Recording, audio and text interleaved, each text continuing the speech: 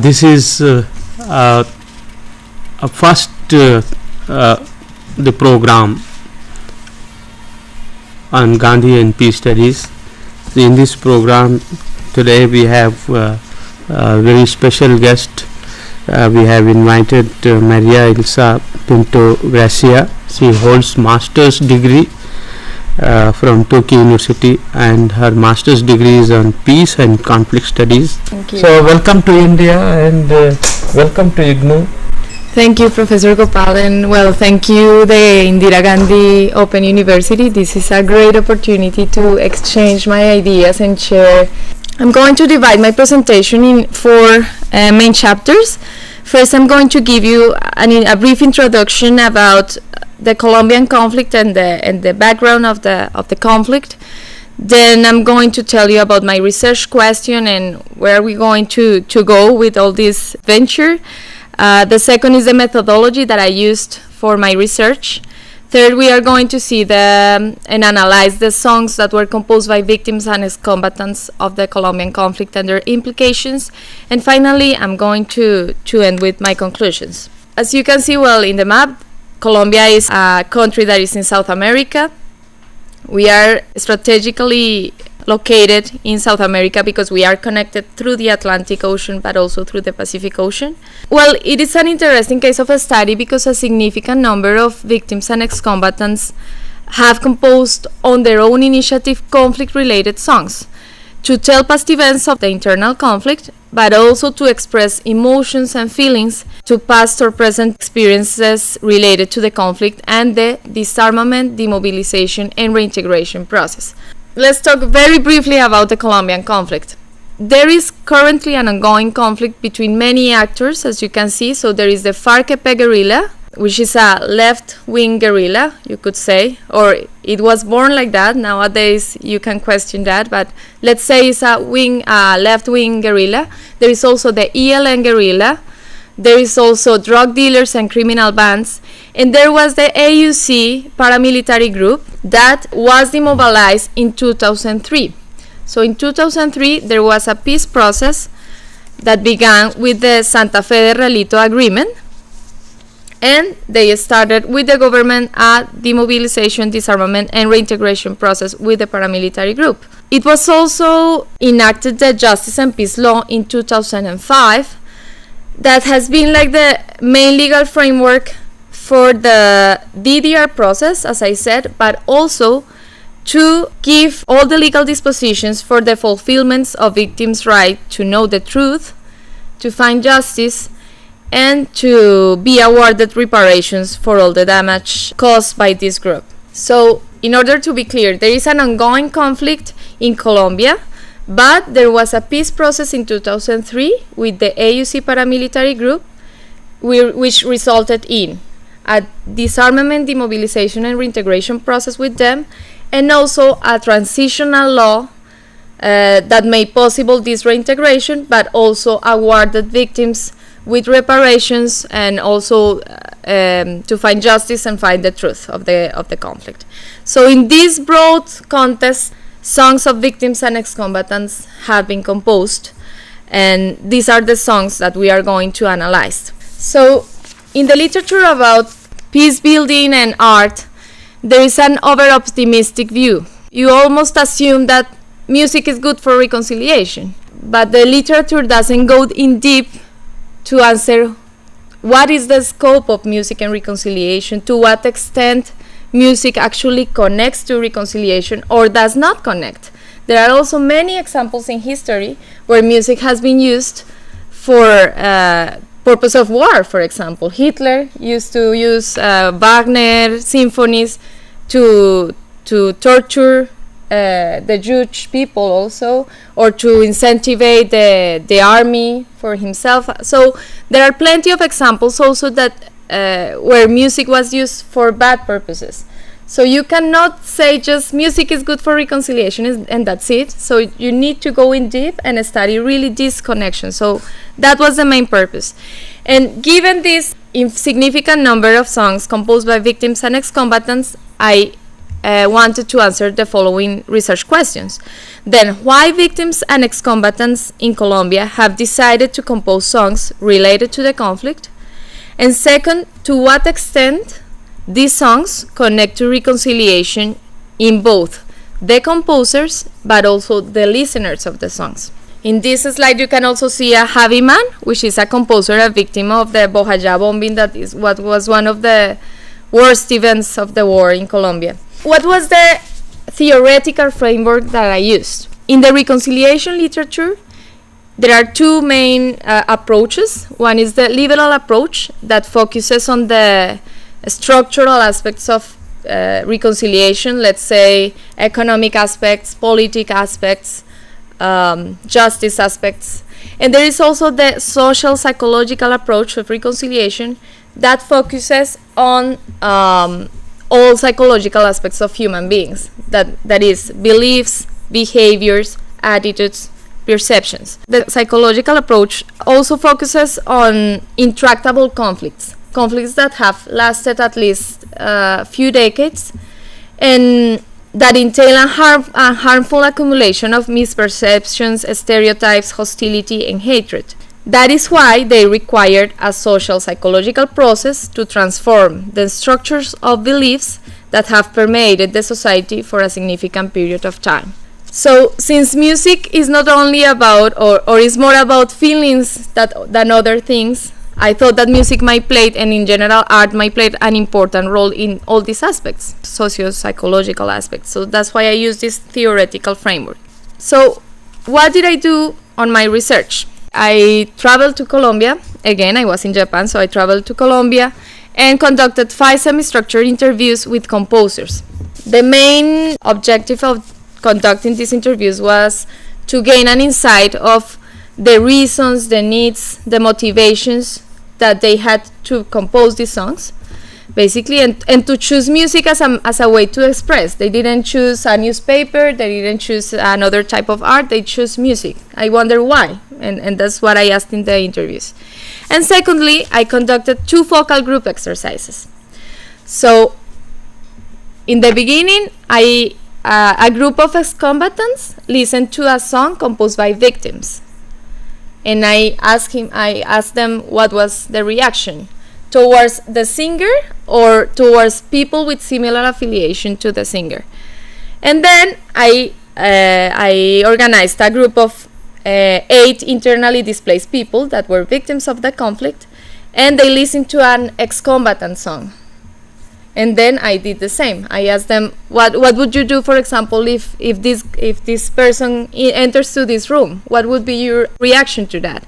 Or what do you think about him now that after listening to this song?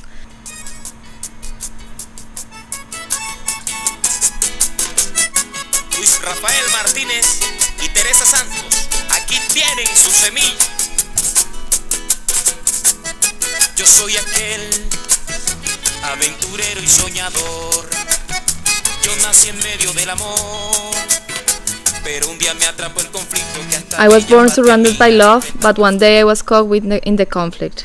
encontró la equivocada solución, porque me sentí acorralado, maltratado y perseguido y tenía que defenderme. I'm also the one who found the wrong solution there because I felt intimidated, ill-treated and persecuted, and I had to defend myself.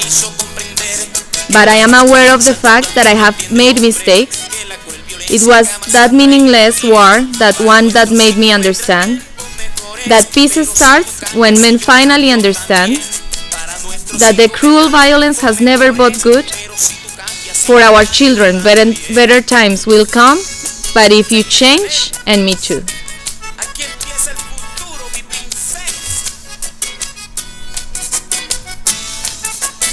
Okay, so this was one of the scripts of the songs that I played to the group of victims. Daniel Martinez, that you can see him in the slide, he is an ex-combatant of the AUC group, and he composed this song by him. So these are some of the scripts of the composer's interview. What did they say when I did the interview? So one of them said, for example, we seem to forget the hatred because, as the song of the famous salsa artist Rubén Blades states, Sing and forget your pain, because the one who sings says more and suffers less. I want people to know what really happened. We wanted to create lyrics to differentiate ourselves as civil population in the middle of the conflict. Nobody asked you who you were before entering into this.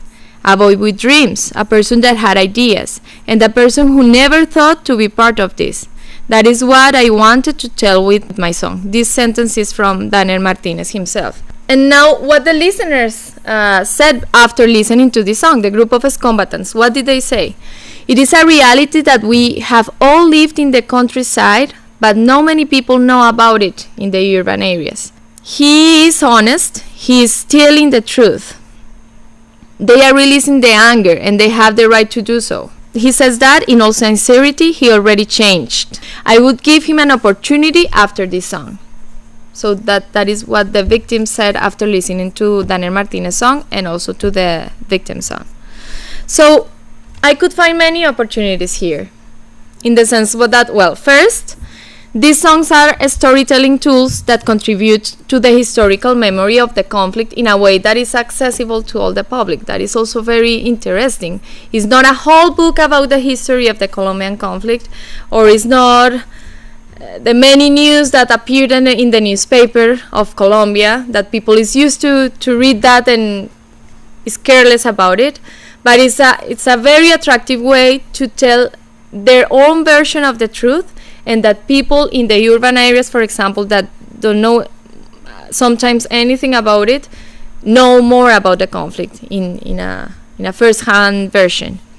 It is also, of course, an exposition of the truth, or at least a version of their truth. We can also recognize the different narratives. It's very different to listen to a song composed by a victim than to listen to a song composed by an ex-combatant. So we can hear what are the both versions of the truth. Most of the misperceptions that people have in Colombia is that ex-combatants, for example, wanted to join the war because they wanted, because they like it, or because they are bad people.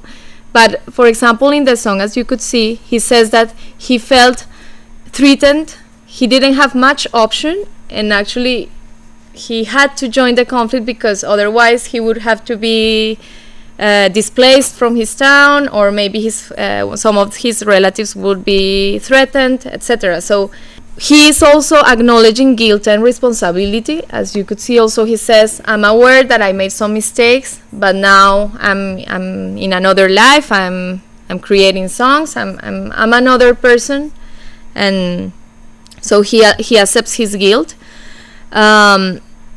These songs are also spaces for mourning and catharsis. They constitute an outlet to release feelings and emotions, especially for the victims. They have lived very hard experiences that they told me that music was one of the best ways to release those emotions. Sometimes words are not enough. Even only the notes were enough to release those feelings and feel better. So also the psychological process inside was really helpful for them. They express unknown or new identities. For example, Daniel Martinez, he says, I used to be a boy with dreams. I didn't want to join the conflict. I was a dreamer. I was raised in love, but well, I had to join the conflict. So you could see that he's not only the ex-combatant, he's also a boy with dreams. He's also a person that can change himself, and that is also a musician. So it's a lot of identities that people don't know when they say, yes, he's this combatant. We label him like that. No, he's more than that, and he actually shows that with his music. In the listeners, there were also some expressions of trust and understanding. It is very impressive that a victim says, okay, I can trust him. I think he's telling the truth. I would welcome him to this room. All because, well, after listening to a song, I can see that he's a human being like me, and that we can reconcile each other. So all these are the opportunities that Now let's move on to the limitations. And for this, I also want to play a script of a song. This is a group that is called Renacientes. They were internally displaced people from the Chocó region in Colombia, and they made this song that has very strong lyrics. Recordar tanta gente que corría, mujeres embarazadas y niños que nacieron ese día, pero algo doloroso en nuestra mente se quedó, ver cómo torturaban tanta gente en el Chocó, de forma inhumana a un hermano mataron, cortándole la cabeza y con ella jugaron. Hermano Marino López, ha regresado a tu tierra, lo triste que son tus restos de este producto de la guerra, tú y otros hermanos que la tierra cobijó.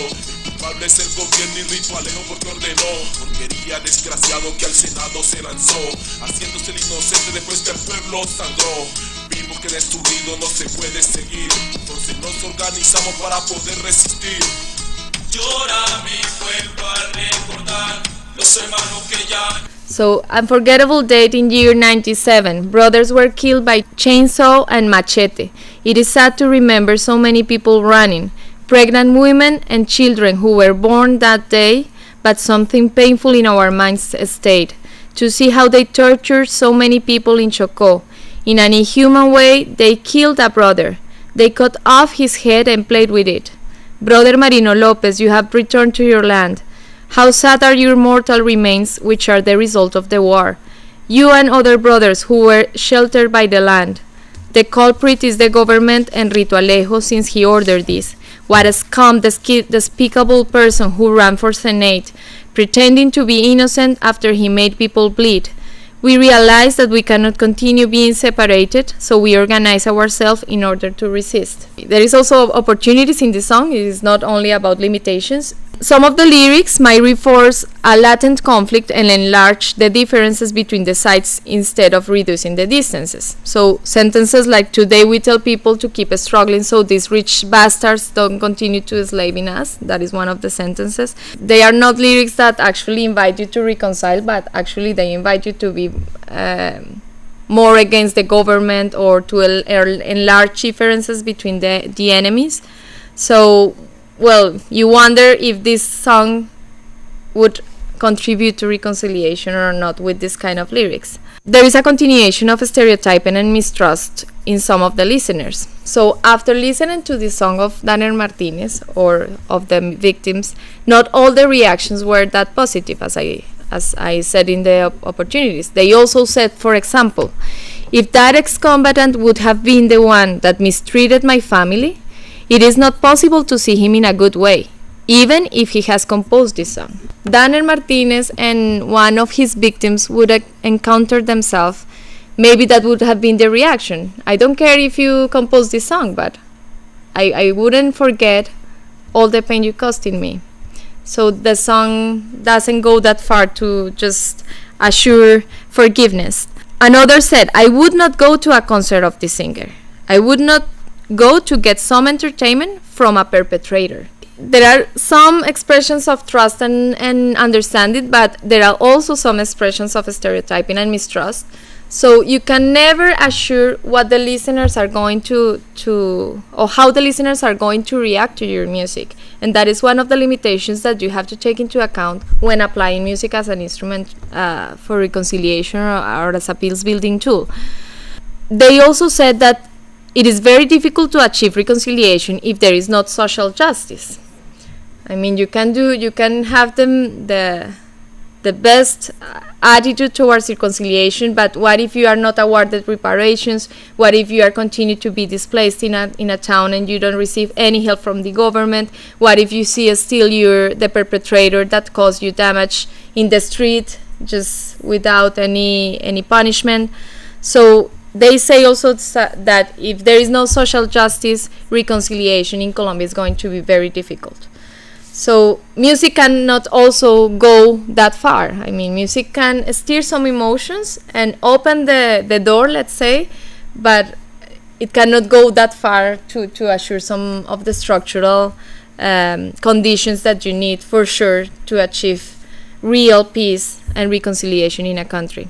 There is also a limitation that I identified with the project Sing With Me for the Reintegration.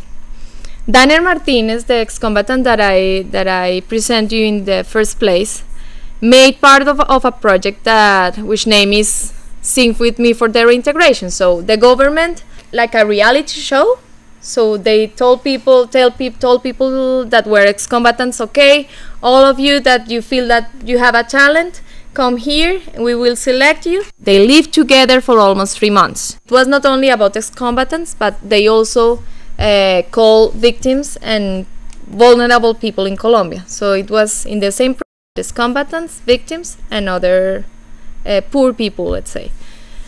So they say they lived together for almost 3 months. During the process, they knew each other, forgave each other, and discovered that they could join their voices to transmit the message of hope and reconciliation that Colombia needs for starting to change history.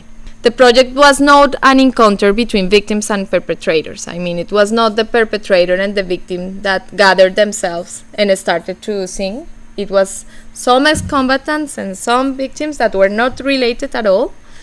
And well, you wonder, so they didn't need to forgive anything because they were not the ones that caused damage between each other. The participants did not live together in a house, but received daily training in it. So they didn't live together as the way they presented in the website. The songs composed by the participants, for example, the one that I showed you, Danner Martinez, were created from their previous circumstances and not as a result of the project experience. So it's not because they joined the project that they started to compose this beautiful song about reconciliation. No, it was before the project that they composed the song on their own initiative. Music was neither the central means through which participants interacted with each other, nor a therapeutic instrument to forgive. The music was mostly an individual process. So Danner Martinez, you have a song, okay, let's record it, I will teach you how to sing better, but it was not because, okay, Danner, you sit with the victim and now we sing each other. No, it wasn't nothing like that.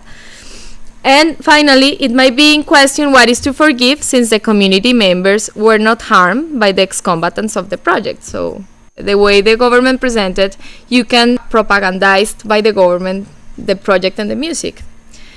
And all this was surprised me more when in the interview Danner Martinez, without asking, he said, I feel as being used by the project. He told me, I chose the wrong strategy to make myself recognized in public. And then he said, if I sing my song in front of the public, naturally that is different from using my song for imposing the subject of peace and reconciliation, because that cannot be imposed. So he told me that his music was presented. And of course that is a limitation. You can never impose peace or reconciliation through any kind of art. That is contradictory by itself. So that was also a limitation that I found in the songs that I analyzed. Music allows us to find a common ground between victims and ex-combatants. They have both used music with the same purposes of reconstructing the historical memory of conflict, expressing their feelings related to past events, and redefine their identities. Also, victims and ex-combatants use music as a personal experience that has enlarged their vision and allowed them to release emotions and mourning the losses. They have both lived very hard experiences, and music has been a very good to express these feelings and let them go. However, music has also limitations as a tool for reconciliation. As I said, it is not possible to predict or shape the reactions of the listeners. We cannot assume that musical meaning translates to the receptors without any transformation. There is always a transformation, and there is always different points of view regarding the music you play. Music can also be used to enlarge differences between enemies, as we saw in the rap song. There is a difficult relation between justice and reconciliation. If there is no justice and truth, it is very difficult to achieve reconciliation. Even if you have the best art tools, or even if you try the best to try to make people forgive each other, it is very difficult if the truth is not known by the public opinion, and if they are not rewarded with justice and reparations. And of course, music can also be manipulated in a good and in a bad sense. We could see that maybe they had the best motivations to present the project in the way they presented. It was a good project anyway, but you can never impose peace and reconciliation and say that everything is good when there are many things in Colombia still to fix and to build. We need to build peace with truth. It is not possible to build peace without truth and imposing some sort of reconciliation that is not real and doesn't entails the most important things of conflict. So that's it. I hope you enjoyed. I hope you understood all my English. Thank you, Maria. I think your English was very fluent. I'm asking a question just before we conclude. See, the music during freedom movement. Yes.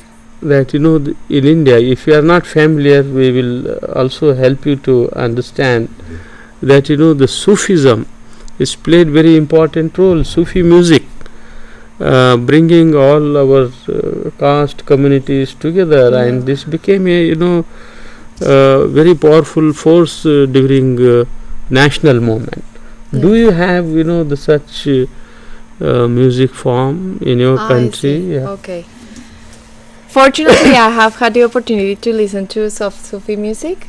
First time I came to India in 2008, I went to a mosque and I listened to these beautiful songs, and it was a good chance because there was someone translating for us in English what the Sufi lyrics were, and they were really beautiful, and I can understand why this music could join all Indian population around it. We don't have, I would say that in Colombia it's very difficult to have one single genre of music, because we are, well, you went to Colombia and you could see that there are many different regions, many different climates, very different food, and very different music also. So people from Bogota, that is a cold climate, we have a more calm music, but people from the coast that also have a very important influence of African people, they have a very dancing music, Latino music, so I would say that it's very difficult to have one type of music that actually joins the whole country, but still music is really important in our society. You cannot think about a meeting between your family or your friends without music. You cannot think about even going to the car or doing every activity without music. Music is really important, and many tourists that go to Colombia tell me, you listen to music every time. Well, although India, I would say that is quite similar with Bollywood songs, but but yeah, I think music has a great potential in Colombia because everyone listens to one type or another type of music, and that can actually join each other, as soccer and music. I would say that is a point in common that all Colombians have, and that could be like a fire that would enable us to join in as a one society. Thank you very much for coming to our university and making this very meaningful contribution. Thank you. Thank you. Thank you. Thank you. Thank you. Thank you. Thank you.